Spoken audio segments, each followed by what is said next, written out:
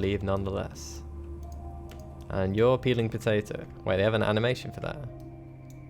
You're holding a knife the wrong way around, and that potato's invisible, dude. Oh god, what are you doing?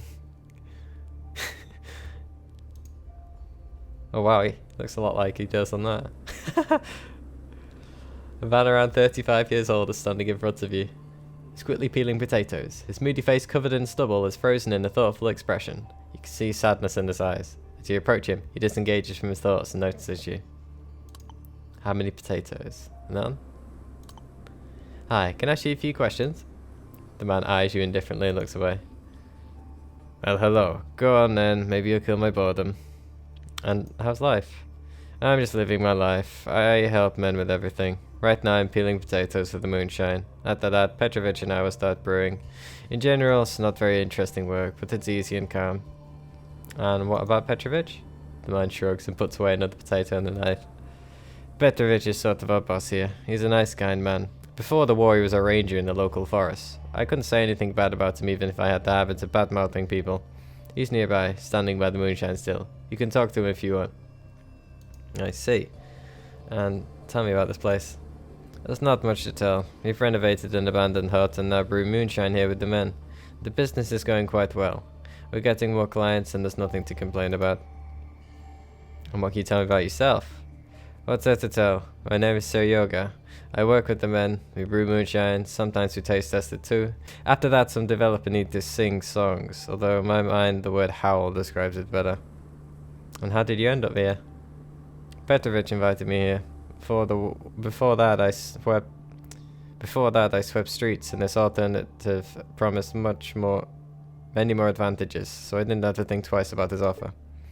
Attention, you notice that after these words, the man's face gets gloomy and his look grows distant. Then he equally quickly recollects himself and throws another potato in a bucket. I can feel that's not all there is to it. Tell me the whole story, old man. He's only 35. I guess the, survival age tends to quite drastically drop in the apocalypse. The man looks up at you frowningly and folds his arm across his chest. Then he lowers his eyes tiredly and waves his hands in dismissal and sighs. Alright, I'll tell you.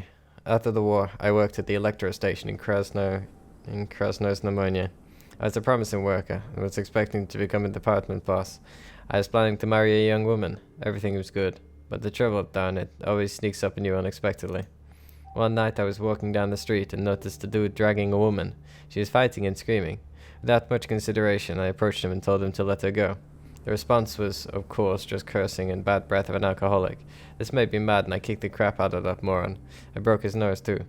After that, someone called the police and I was arrested. Later it turned out that the beaten pig was some sort of a big shot in town.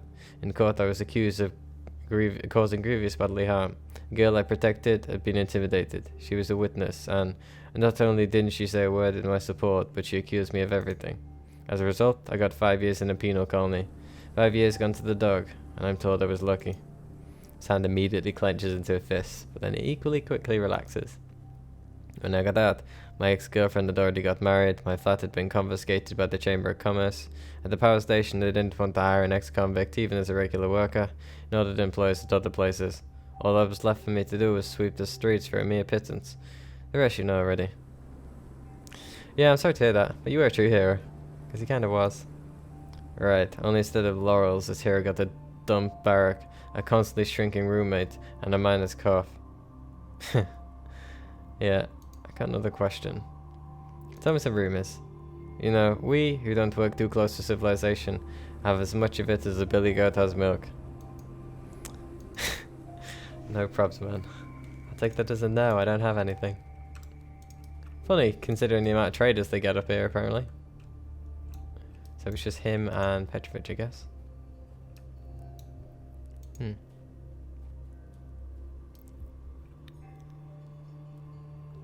Old man Petrovich. Oh wow. He's got an eye patch. He actually looks a lot like him. That's pretty cool. An old man with a patch over his left eye standing before you. He's wiping an empty glass bottle with an important look, turning it in his hands as if looking for stains. The bottle is sparkling clean. Seeing you, he puts down his bottle and nods in greeting. A sparkle of curiosity flashes in his eye, and just as swiftly disappears. Right, these people are really good. I guess bad at keeping the facade, seeing as they just tend to drop and then reacquire the facial expressions like nothing. His voice is scratchy and uneven with age, but still confident as he pronounces. Ah, fresh face. Did you come to sample our wares? Get your loot out. We use a barter system here. We exchange moonshine for other goods. Although we'll sell for money too, if you have any. And will you give me a discount? I greatly appreciate it. Sorry, but we don't do discounts as a favour here. If we did, we'd have gone out of business long ago. Oh, it's worth a shot. I'd like to take a look at what you have. Oh wow. That is a lot of drawbacks.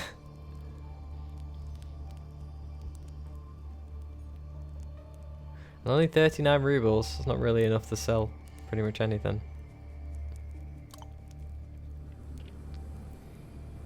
Maybe you could answer a few questions for me. It looks like, in spite of everything, your natural charms impress this uncompromising old man. Ask away. How'd you lose your eye, if you don't mind me asking? I bet he gets that a lot. What, are you expecting a story about the rogue bullet, or losing an eye to some monster? It was much less romantic than that.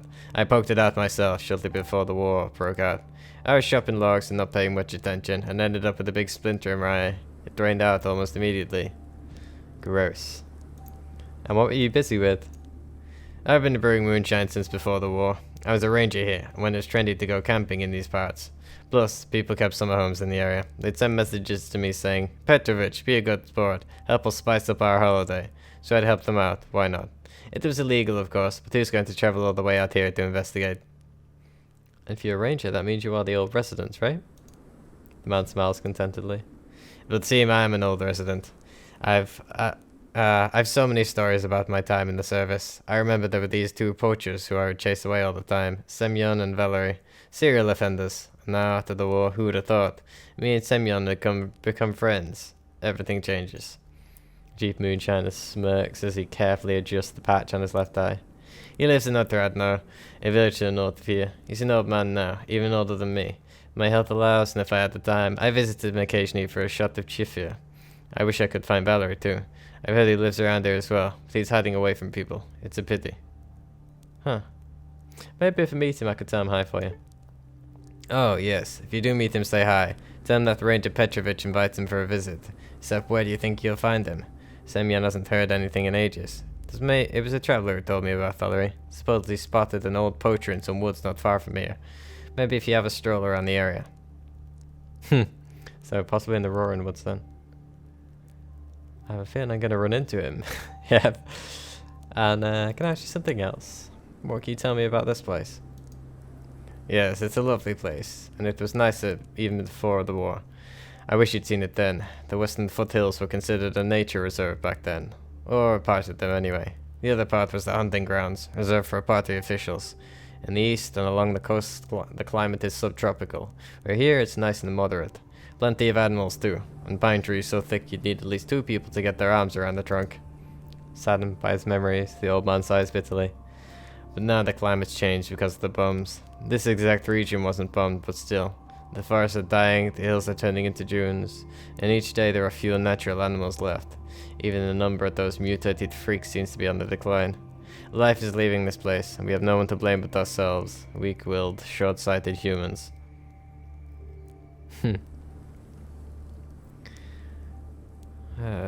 Yeah, pretty grim, all of them. Yep, it is sad. We lost our beautiful blue planet. I don't know. Don't worry, old man. The end of the world already happened. It can only get better from here, right? There was no end of the world. We were just pushed back 100 years in our development. Plus the old nation states fell apart. I don't even know if they all did or not. No, I'm afraid this time we really angered Mother Earth. And for that, we're facing a real threat. The end of civilization. And all of humankind. Lovely. And any interesting rumors? Rumors? These are no rumors. Nothing but sad things keep happening here. Recently a local farmer's daughter went missing. She was such a lovely girl. I'm afraid nothing good can have happened to her. Most probably. Well, I must be going. It's been a lovely visit. I have a feeling I'm not going to be able to use this boat. Damn it. Which means I'm going to have to walk all the way around. Hey, buddy. You see a frowning, slouching man of pre-retirement age. He's wearing a stretched sweater with greasy sleeves and thermal ski pants. His dishevelled dark hair have evidently known only one brush, his owner's fingers. Hey mate, if you're here to see Petrovich, then he's inside the hut as usual. Come on in, don't be shy. What's your beef, man? Just my personal issues, don't worry about it. Tell me, maybe I can help. The man sighs and begins talking slowly, as if the words became unbearably heavy. When the war was over, my daughter and I were survivors, my Dunya. We came across a village that was being rebuilt, called Pushkinsky, and we settled there. I can work as a mechanic, I'd repair cars and farm machinery as best I could. When my daughter grew up, she started doing housework and gardening. She was very good at it. We even had a surplus of food we grew, so she'd take various cucumbers and tomatoes to the market and exchange them for other goods. Sounds like idyllic family life. Then what happened? The man licks his dry lips and sighs heavily. One day, bandits came across our village. I'm not sure what happened, but I guess they started extorting money from our chairman. But where could our village get the money from? We could either use it as potluck or exchange it. Then the bandits found out there was a car mechanic there. They made me look at their car and mend it where necessary. While I was labouring under the hood, one of them saw my daughter and suddenly became so courteous. Well, I thought my Dunya managed to melt even the heart of a bandit. The gang decided it was too late and dangerous to go back to the wasteland at night, so they stayed in the village. And in the morning, I couldn't find my daughter. That bandit took her away. Probably offered to give her a ride to the market. I ran to the market, but nobody there saw my Dunya. Oh, shit. I continue listening in silence. The man sighs sadly and sleeks his greasy hair with the outspread palm of his hand. So I've been looking for them for a long time. I found their camp. Well, what was left of it. The bandits themselves weren't around anymore. I followed their trace. I saw so many horrible things in the wasteland. I went through a lot. I found a factory not far from here that the bandits had occupied, but I couldn't get inside, no matter how much I tried. The guardsmen at the gates told me only that they had no women there, but where else should I look for her? The gangs of the wasteland are uncountable. So grief made me start drinking. I came across this hut and sort of made myself useful there. So that's my story. My beef, as you put it. The man becomes silent and lowers his eyes. Maybe you went deep in his thoughts, or maybe he just has nothing left to say. I can't remember what she said. It's been a while. It has been a while, really. Did she... I mean, he sounds like he's going to be okay with it, but I don't want him to shoot the place up.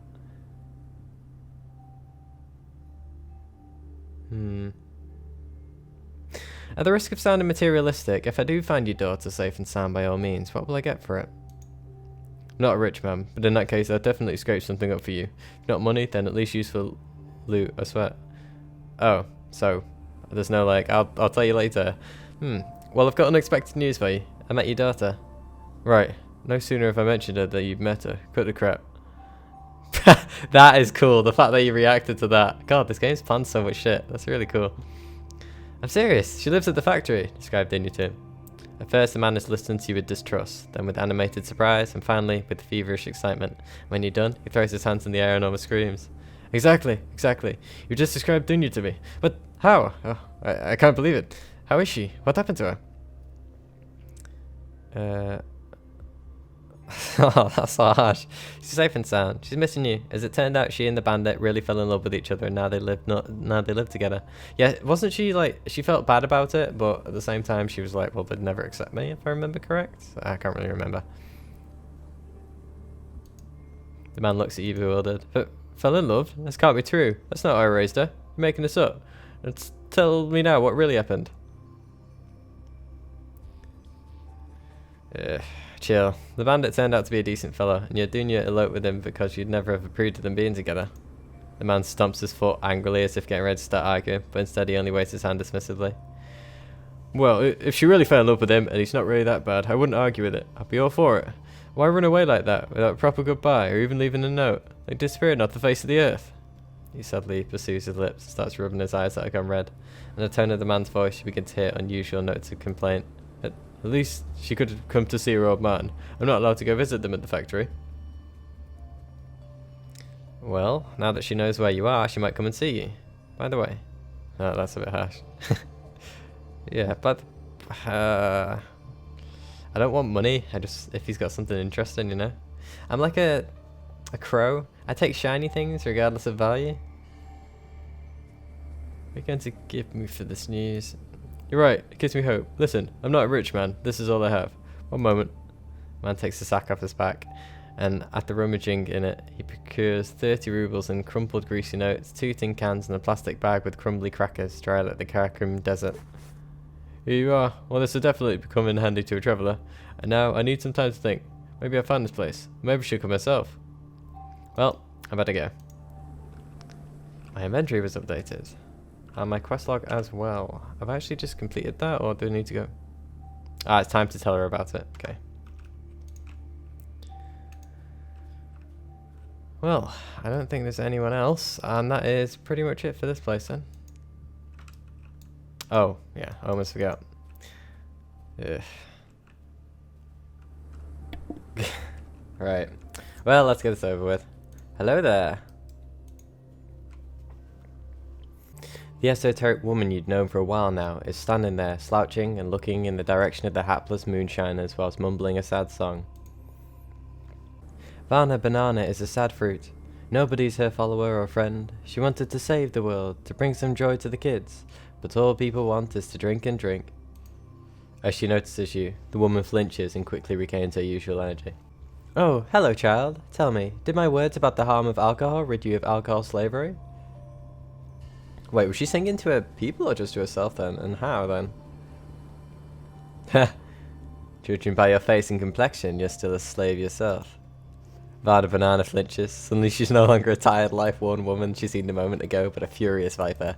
Yes, my blood is often confused with wine due to the words of my previous incarnation, but Varna Banana would never dilute it with ungodly spirits.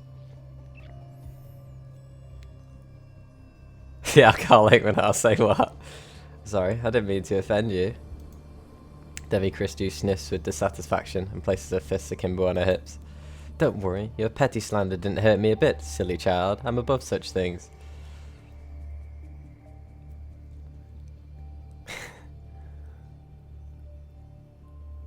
Of course, you got wasted before your lecture on the harms of alcohol, and now you feel liquid courage. The leader turns red, then pale, then she angrily stomps her foot. You silly, pathetic, ridiculous child. I'm not going to tolerate your petty, mean mockery. Who do you think you are?